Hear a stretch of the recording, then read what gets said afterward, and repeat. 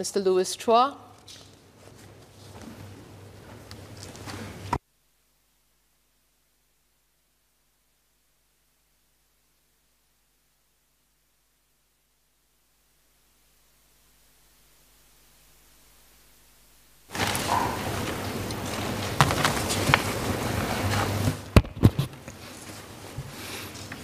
Madam Deputy Speaker, I'd like to first declare my interest as an equity research analyst in a financial institution covering the real estate industry. So, Madam Deputy Speaker, home ownership has been the hallmark of our public housing system. These were the words of former National Development Minister Mr. Mabao Tan in a 2010 commentary, and was similarly echoed by Mr. Bobby Chin, Chairman of the HDB in the HDB's FY18 annual report. Fast forward to 2021, as we grapple with the age of disruption, the complexities of the future economy and transitioning to a post-COVID world, it is imperative that we take stock of our housing situation and approach to housing such that they continue to meet the housing needs and aspirations of Singaporeans. On that note, Madam Deputy Speaker, I have just one ask from this adjournment motion, that the government significantly increase the stock of rental flats across flat sizes, thereby creating a viable and expanded public rental scheme, with an emphasis on ensuring that our lower to middle income households' housing needs are well looked after. Let us first take stock of the existing housing model in Singapore today, particularly as it relates to rental housing. When the HDB first started building flats, it built rental flats, and from 1960 to 1965, there were 42,408 rental flats versus only 2,967 home ownership flats. Given that government's home ownership scheme really only started in 1964. After decades of pushing for home ownership, when HDB resumed the rental building program in 2007, only one-room and two-room flats were built. As at the HDB's latest annual report, there were about 63,773 rental flats as at March 2021, compared to 1.02 million sold flats, out of which a dominant 97% of the flats are one-room and two-room flats. Now, HDB rentals today take on three different forms: the public rental scheme, interim rental housing, and Parenthood Provisional Housing Scheme, PPHS. The vast majority of flats, however, relate to the public rental scheme. And flats under the PRS in its current form are supposed to be heavily subsidized to cater to Singaporean households who, in the HDB's words, have no other housing options. Another eligibility criteria is the low total household gross income threshold of not exceeding $1,500 a month, with monthly rents for one-room flats ranging from $26 a month to $205 a month, and a two-room flat from $44 a month to $275 a month. Now, interim rental housing is similar to the PRS in that it is for low-income households with no family support and no other housing options, where the HDB will consider offering IRH on a case-by-case basis. Lastly, the PPHS was part of the Enhanced Marriage and Parenthood Package and helps to temporarily house families as they await the completion of their new flats. Rents are between $400 to $500 for two-room flats, $600 to $900 for three-room flats, and $1,500 for four-room flats, depending on their location. Fundamentally, I believe that there needs to be a greater diversity of housing options, but more urgently, the key problem in my view is that there is a severe shortage of HDB rental flats in its various forms today, and supply is simply insufficient to meet current demands. As I noted earlier, there were 63,773 rental flats as at March this year, the vast majority of which will comprise one- and two-room flats under the PRS. Worrying though, there's only about 1,600 rental flats under construction, which will be completed progressively by around 2025. And in response to my PQ in May earlier this year, Mr. Desmond Lee noted, and I quote, that there are currently 31,000 one-room flats and 31,000 two-room flats. We have sufficient supply for households who need these flats. However, I understand from another PQ filed by member Ms. Nadia Samdin that the average waiting time for a rental flat has lengthened to about 5 months. I understand from a fellow Workers' Party MP that the HDB shared in a reply in late May that the HDB is facing an island-wide shortage of one-room flats, and that all 4 zones are having an estimated waiting time of about 6 months from the date of registration. I recognize that part of this is also related to COVID-19 related constraints, such as taking out a longer period of time to spruce up flats before they have been returned to the HDB before they are let out to new tenants. But I'm sure members of this house would have received many requests by your residents to assist them with an appeal for a rental flat from the HDB, just as I have. And again, in response to my PQ in April this year, Minister Desmond Lee shared that from 2016 to 2020, HDB received an average of 7,500 requests regarding rental flats, and only about 35% or an average of 2,600 such requests were successful each year. So while we may say that a wait time of 2 months pre-COVID is actually okay, the eligibility conditions around public rental flats are highly restrictive. In fact, the total household income cap of $1,500 a month is even lower than the average monthly household income from work of the lowest 10% of resident employed households. So just how many truly needy citizen families have we excluded as a result of the tight eligibility conditions? A similar situation can be said for the PPHS, and again in response to my PQ in May, there were 110 2-room, 570 3-room and 64-room flats for the PPHS for a total of 740 flats. As Minister noted, the supply of PPHS flats is limited and depends on the availability of vacant flats, such as those in vacated blocks not immediately needed for redevelopment. Now, I acknowledge that in the HDB's press release in August, the number of existing PPHS flats is now 840, with another 800 more flats to be set aside over the next 2 years. It is commendable that the HDB is doubling the number of PPHS flats. In absolute numbers, however, we are dealing with a very low base today, given that the demand for such flats has far exceeded the limited supply. The HDB also introduced a household income ceiling of $7,000 and switched to conducting PPHS exercises every 2 months instead of monthly to, as I quote, provide PPHS applicants with a larger pool of flats to choose from. This will improve the applicant's chance of securing a flat. However, the number of flats available still appears to be very limited at 60 in October, and with a very high application rate of more than 9 times, even 544 applications received, indicating excess latent demand that cannot be met with the existing supply. Other than addressing the current demand and supply imbalance, just simply, why rental housing though? Here, I would like to share 5 aspects on why creating a subsidized and expanded public rental scheme for the wider population would be beneficial to Singapore and Singaporeans. Firstly, creating a diversity of living options would better support the diverse needs of our fellow Singaporeans, especially millennials who are faced with limited living options. Going for a BTO flat has been the avenue to provide couples an affordable home for their future families. However, even if one beats the odds of securing a BTO flat, application rates of between 3 to 25 times were seen in the recent August sale exercise.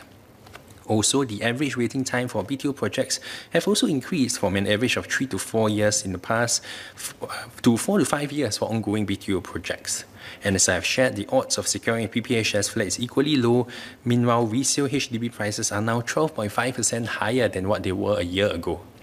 Singaporeans who are more financially well-to-do have access to open market HDB or private residential rentals, or even accessing service residences and co-living apartments. The desire by millennials to have a space of their own is well reported, with a BT article dated 18 June highlighting that more Singaporeans are moving out of family homes into formerly expat-dominated co-living properties and service residences. On 11th of September, Today published a similar article titled "Affluence and Craving Space to Grow, More Single Millennials Leave the Nest for Greater Freedom." Should we not cater to the changing housing needs and aspirations of all our millennials today, regardless of their income? Second, adequately satisfying the housing needs of young couples could arguably be supportive of our fertility rate, which has been steadily declining and is now at a record low of 1.1. Undoubtedly, a good number of couples have been affected by construction delays in existing BTO projects, and with low odds of securing a new BTO project given high application rates, without a place of their own are left with no choice but to rethink their family planning decisions. We need to recognize that everyone's circumstances change all the time, and we should cater to Singaporeans' housing needs across life stages, as people may decide it is most appropriate to rent or buy at different stages of their lives. Besides, by providing young couples with an alternative to save up larger amounts of capital, which would have otherwise been locked up in their housing asset, this might encourage them to start families at a younger age and be open to having more children. Thirdly, on workforce flexibility, the need for a dynamic and flexible workforce today would mean that individuals may need to take greater calculated risk or seek alternative pathways to advance their careers. What we have not adequately considered is that individuals require the financial freedom to pursue these tough choices. Would you still take up that overseas posting or pursue further graduate studies if you are tied to a significant mortgage, or if it means your MOP would have to be extended? Capital is an essential source of economic growth, and more so than before, largely dependent on productivity. Allowing rental housing to play a bigger role compared to home ownership could free up capital for individuals and arguably results in less of a rentier economy in Singapore and encourage more to have an entrepreneurial mindset.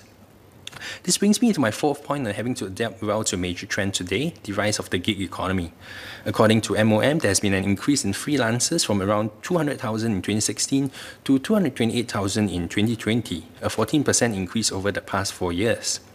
Now, many of these freelancers do not have a regular source of income, thereby suffering from income insecurity during times of economic crisis.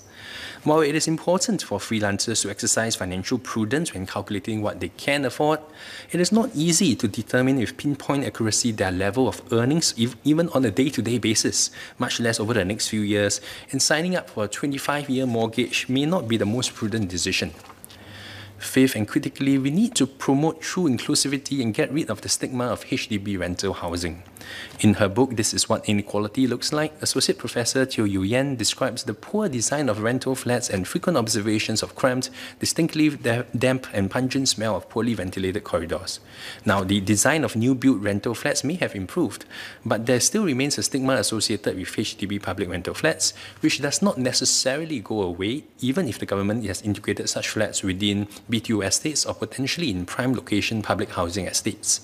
This is evident even in a number of replies to my appeals to the HDB for rental flat for my residents, where the HDB officer describes HDB rental flats as being, and I quote, heavily subsidized to meet the housing needs of poor and needy citizen families who are unable to afford home ownership flats, have no other housing options, and no family support. Renting a HDB flat need not and should not be seen as a sign that you are poor and needy, and our position on rentals need to reflect that. And above all, I think one of the biggest misconceptions is that home ownership is superior to home renting, and that money spent on renting is money down the drain. To use an analogy from the insurance world, is a whole life insurance policy necessarily superior to that of term insurance? Certainly, with a whole life policy, there will be a cash value attached to the policy should it be cancelled or sold after a certain period of time. This is non-existent for a term life insurance policy, yet a common saying in the industry is buy term, invest the rest, where one separates the protection element in the insurance policy from the investment motive. I believe the same can be applied to housing, and the saying that tenants pay subsidized rents but own nothing is only a half-truth. It is comforting to know that I'm not alone in my views on this. On 18th of October, the BT ran an interesting article, Renting Can Be a Viable Alternative to Owning a Private Home in Singapore. As the title suggests, the author ran a simulation and derived an outcome where financially, the difference between renting and buying is negligible. But the math, however, need not be true only for high-end private residential property. Singapore today has a high home ownership rate close to 90%, similar to China. This is significantly above that of the OECD average of 68%. Importantly, I highlight that within the OECD countries, Switzerland and Germany have the lowest home ownership rates of 38% and 44% respectively, while at the same time having one of the highest GDP per capita and Human Development Index scores globally. The correlation between home ownership and the level of prosperity for a country may not be as clear-cut. Home ownership is thus more of a preference than a superior option per se. Now, quality rental housing need not be an oxymoron, and globally it's already well demonstrated that rental housing can be affordable, desirable, and effective as a means to house a population. Take Vienna, for example. About half of social housing units are owned directly by the municipal government and the rest by state-subsidized, not-for-profit cooperatives. Now, private developers who build affordable housing projects must allow the city to rent half of the new apartments to lower-income residents while the developer leases out the remaining units. as rents are regulated by the city government, affordability and access is maintained, with social integration a natural outcome of such housing arrangements. As shared by Mr. Kurt Bachinger, former Director of Planning in the city of Vienna, we don't want to have a situation where you can identify the social status of a person by their home address. Now, with the appropriate framework of rights and responsibilities in place, both the public and private sector can work together to achieve our social policy goals. And given the relative resilience of the residential subsector as compared to retail and commercial during COVID, I'm confident that there will be no lack of interest by private developers to partner with the HDB in coming up with innovative build-to-rent housing solutions, if the government is willing to take this bold step in public-private partnership. NMP Mr. Cheng Seng Yao, in his speech earlier this year, has also suggested a build-to-rent model for Singapore, calling for the government to encourage active and responsible participation by the private sector in this regard. Looking at international case studies, in Australia, the Queensland government is partnering with the construction industry to deliver affordable rental housing through new build-to-rent developments, one of which is being developed by one of the Singapore-listed firms as well. Even in China, where home ownership is one of the highest in the world, just like Singapore, the government has been encouraging the development of more rental-only projects through policy changes since 2018. Now, I acknowledge Minister Desmond Lee's comments at the COS debates earlier this year that there is a rental market out there for people to rent smaller units, both in the private market as well as in HDB flats. But the aim here is really to look at the aspirations of Singaporeans and see how we can provide this support for those aspirations through providing rental options from the HDB. We do not simply accept that Singaporeans can all purchase private property or resale HDB flats and stop launching new BTO projects, do we? Rentals of the HDB flats could then be priced at levels in between current HDB public rentals and HDB open market rentals. Now, based on data provided by the HDB, median rentals for a 3-room HDB flat range from 1650 to 2230 a month, with a rental yield of between 5.4 to 7.9% based on median resale prices.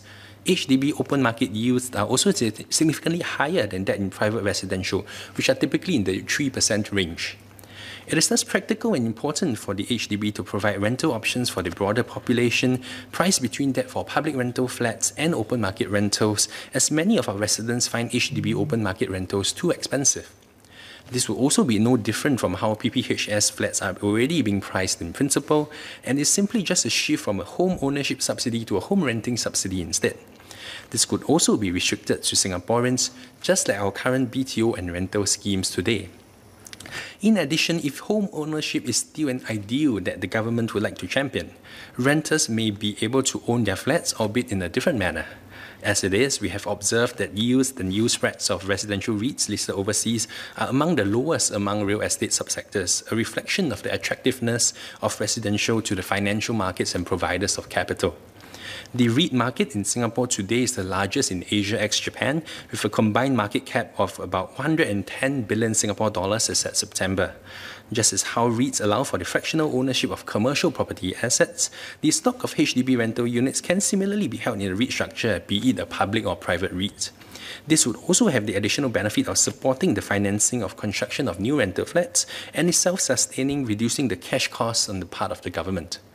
For Singaporeans, rather than take a 90% LTV loan for more than half of our working lives, those who wish to can put up an amount of capital we are comfortable with into ownership of this REIT with redemptions controlled to minimize speculation, just as how there are MOP restrictions for BTO flats today.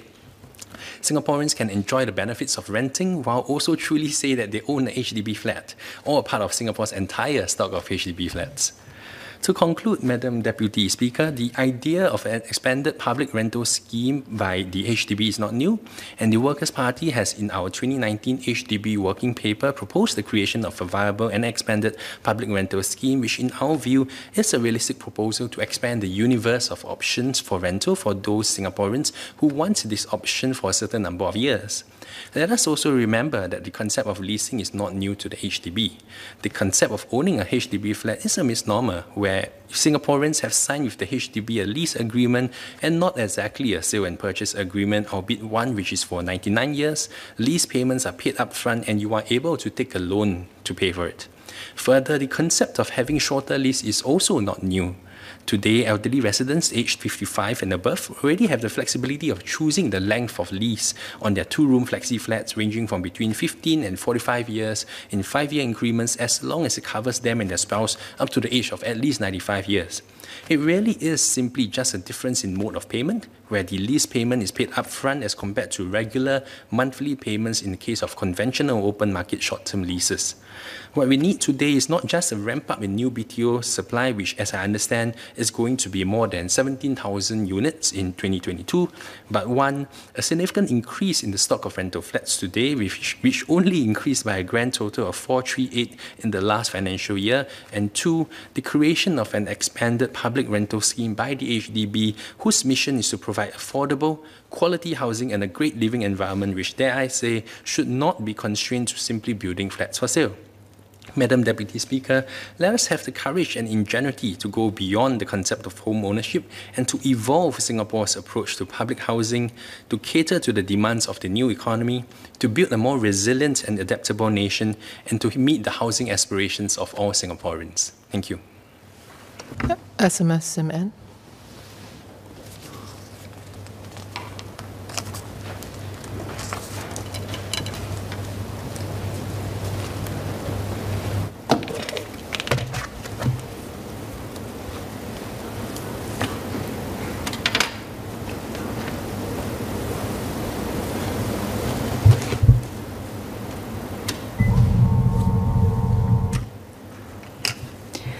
Madam Deputy Speaker, I thank Mr. Chua for laying out his views on housing and for his suggestions to make our public housing landscape more rental, less ownership. Since independence, we have strived to support the diverse aspirations of Singaporeans. In recent years, the government has been engaging citizens more deeply and extensively to consult and co-create in solutions on issues we all care deeply about. This includes our public housing program, which is unique and unlike any others in the world. Home ownership has been the cornerstone of our public housing policy and a key tenet of Singapore's social compact. It was an audacious goal to make it easy for citizens of a young, developing nation to own their homes, to give families stability, develop a sense of rootedness, and a concrete stake in Singapore's progress. Beyond being homes, HDB flats are also valuable assets that can be monetized to supplement their owners' income during the retirement years. We have more than achieved this goal. Today, Singapore has one of the highest home ownership rates in the world at 90%. This compares with 65% in the US, 72% in the EU, and 63% in Australia. More remarkably, around 85% of our low-income households own their homes. This reflects the priority the government places on keeping home ownership attainable for Singaporeans. New flats are priced with a generous subsidy and supplemented with grants for affordability. For buyers considering the resale market, we offer up to $160,000 in housing grants, with the grant structure heavily tilted towards the lower and middle-income households. For many Singaporeans, these housing subsidies constitute one of the most significant bundles of subsidies that they enjoy. We have also provided a steady supply of public housing over the years to meet demand and provide affordable and inclusive public housing for Singaporeans. While our home ownership rate is high, we recognize that some may not be quite ready for home ownership and require some additional assistance and support.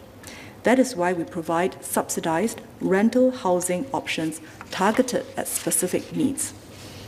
For low-income households with no other housing options, we provide highly subsidized rental housing under the public rental scheme as a social safety net. The income guideline, which Mr. Chua has referred to in his speech, is not a hard and fast rule.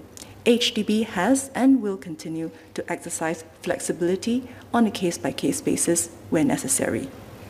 For families who need an interim housing option while waiting for their BTO flats, we rent out flats under the Parenthood Provisional Housing Scheme, or PPHS. We also provide interim rental housing for lower-income households who need temporary accommodation while waiting to buy or collect the keys to their own flat and have no other housing options. However, given the significant subsidies involved, such rental options are very targeted. Our aim is to help households in public rental eventually achieve home ownership as well. HDB and social agencies work closely to support rental households in overcoming the various challenges that they face. For example, through Community Link or ComLink, government agencies and community partners work to support families with young children living in public rental flats to help them achieve stability, self-reliance, and social mobility. When families are ready, they can also obtain housing grants and personalized guidance from HDB's home ownership support team on budgeting and the flat buying process. Our home ownership policies also support our family formation policies, which reflects another important aspiration of many Singaporeans. The recent World Values Survey in 2020 showed that families are important to Singaporeans and most want to have children, preferably two. Changing societal trends may reshape how some Singaporeans perceive home ownership. More Singaporeans are remaining single and may wish to own their own homes too, while some young people who do intend to get married eventually might also desire to live apart from their parents for a few years, as alluded to by Mr. Chua. These are diverse aspirations and understandably lead to questions about whether our public housing policy can be more flexible in accommodating them. HDB has moved on singles flat ownership. Single buyers have access to housing grants and can buy smaller BTO units in non-mature estates. While our overall housing policy continues to support families, we recognize the home ownership aspirations that many singles have. For instance, some singles have had to forego opportunities of forming families of their own because of caregiver responsibilities. Seniors who are single also tend to be more vulnerable than those who can count on the support of their spouses, children, and even grandchildren. In such cases, home ownership can be material in improving a person's well-being as well as financial security. We are very mindful of the circumstances of this group and will continue to study ways to assist them. As for expanding the range of subsidized rental offerings, especially for medium to long-term accommodation, we would need to consider this very carefully. It is common to see young people renting their own apartments in big cities all over the world, but this is largely unsubsidized and subject to market forces. This phenomenon also reflects different social circumstances. For instance, the city that one works in could be very far from one's hometown, and hence living with one's parents is out of the question. In some societies, it is a norm for young adults to move out from their parents' homes, even if they do not work in a different city. The rent that such tenants pay is a consumption expense, which could have gone into home ownership if home ownership was within reach. But without public housing subsidies that support home ownership, some end up renting for many years or even for life. In Singapore, a wide range of open market rental options are also available in HDB and private estates of varying sizes, locations, and rent levels. Among these offerings, co-living appears to be increasingly popular amongst the younger generation. We have observed more Singaporeans taking up such co-living options compared to previously when it mainly catered to foreigners. We will continue to study and monitor this trend further. Mr. Chua suggests that there could still be a gap in the rental offerings today, as there are Singaporeans who prefer to rent instead of own for a certain number of years, but are not eligible for public rental and do not wish to take up open market or private sector options. Mr. Chua suggested that HDB rent out flats at rates set at a discount to that of the open market to meet demand from these groups. We thank Mr. Chua for his suggestion. It represents a change in the nature of our public housing policy and is something we would need to consider very carefully for reasons of principle as well as practicality. We see the provision of a subsidized rental option as a means towards achieving home ownership because we believe in the benefits that home ownership brings to Singaporeans. Members of this House would be aware that we recently launched the new Prime Location Public Housing Model, or PLH for short. In developing the new model, we embarked on an extensive engagement exercise to seek views from Singaporeans. Many suggestions were raised, including suggestions for the government to rent out prime location flats instead of selling them as home ownership flats. We had considered this suggestion carefully, but decided not to adopt it for now, for several reasons. As I've shared, we continue to believe in the benefits of home ownership for Singapore and Singaporeans. Apart from this, without substantial rental subsidies from the government, most Singaporeans would be unlikely to find it attractive to pay market rent using cash. Flat owners who purchase a flat of sufficient lease and complete the loan payments are assured of a roof over their heads for the rest of their lives. The same cannot be said for those choosing to rent, as rental payments would continue to recur even after retirement. We would also need to study the impact of introducing a new supply of rental flats at rates lower than market, which may affect rental rates across the board. The same considerations would apply if we were to contemplate the provision of subsidized rental options for public housing in the manner that Mr. Chua has described. Madam, MND closely monitors evolving trends and social norms to identify market gaps to cater to the housing needs of our diverse population. For example, we introduced the two-room flexi scheme in 2015 as a new housing option to better cater to the diverse housing needs of families, singles, and seniors. For seniors buying two-room flexi flats, they have the options of choosing from a range Can you round up? of leases, thank you, based on their preferences. Madam, home ownership has been and will continue to be our key housing strategy for Singapore. Beyond just a roof over our heads, home ownership has provided Singaporeans with a sense of stability, security, and belonging, and has given us a strong stake in our country's progress. Nevertheless, MND will continue to study how Singaporeans' preferences and aspirations evolve over time and continue to develop our public housing program to meet changing needs. That said, mainstream rental represents a significant departure from our public housing policy and principles. It will reshape our social norms and could weaken our communities because unlike home ownership, where people sink their roots, rentals are more transitory. This is not something we will embark on lightly without deep consideration.